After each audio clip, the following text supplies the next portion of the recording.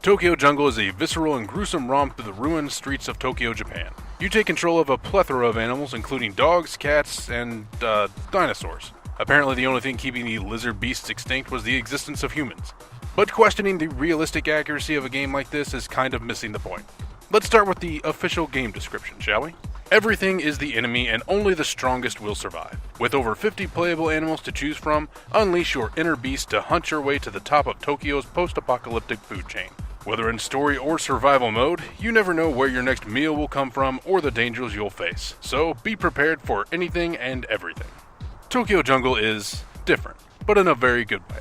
The industry is inundated with military shooters, over-the-top violent hack-and-slash games, and a myriad of other cliché genres and subgenres.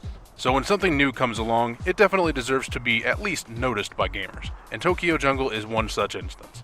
The meat of your time will be spent running around this dystopian cityscape in attempts to propagate your species while ensuring you have the food and other necessities required to survive. You'll face animals both bigger and smaller than you, so it's a good idea to keep an eye open for hungry predators in the area that might not appreciate you taking a gingerly stroll through their territory.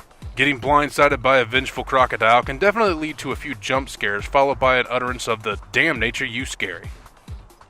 There are two basic types of animals in Tokyo Jungle: predators and grazers. Both require calories to upgrade their mating rank, but how they acquire these calories is quite different. As you might expect, predators find their sustenance from killing and eating other animals, while grazers eat various foliage. The predators tend to be better in combat while facing down a foe, while grazers tend to move faster while also having a double jump to help them avoid trouble. Now, all sides being measured, it tends to be much more fun to play a predator than it is a grazer.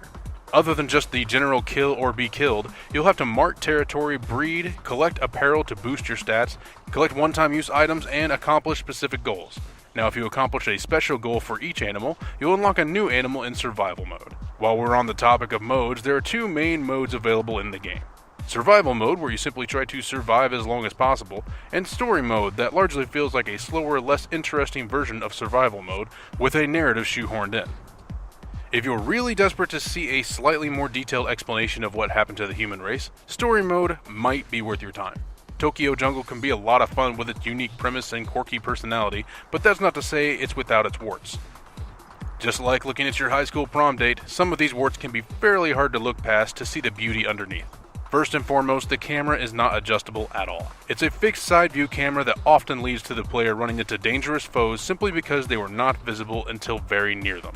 One of the more satisfying aspects of the game is running around with a pack and having that family of bloodthirsty carnivores attack things for you.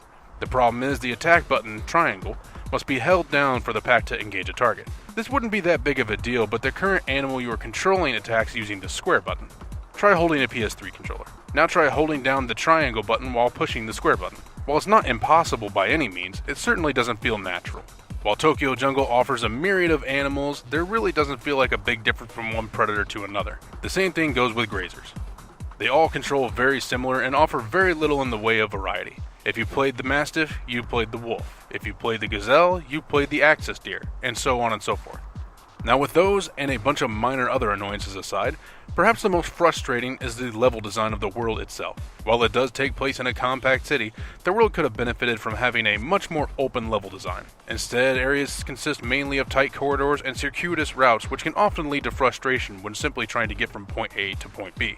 With the world being set up in such a linear fashion as well, travel through the world of Tokyo Jungle is definitely not its strong point. Often when checking the list of current goals, you'll find your destination all the way on the other side of the city. Such a trek takes up an absorbent amount of time. While there is a sewer system that helps this a little, it's the equivalent of slapping a band-aid on a gushing open wound. Tokyo Jungle is a solid experience that's worth being had, but it has quite a few blemishes that hold it back from being a great game. Most players will enjoy the game for a few hours, but without a rock-solid design behind it, they'll find themselves quickly becoming bored. The game really feels like it was thrown together in a short period of time, and we're hoping that a sequel can expand on the idea and fix the problems of the original. For every step Tokyo Jungle takes forward, it also takes one back. That being said, the game earns a few extra points for its originality. On a 10-point scale, with 5 being the average, Tokyo Jungle gets a 6 out of 10.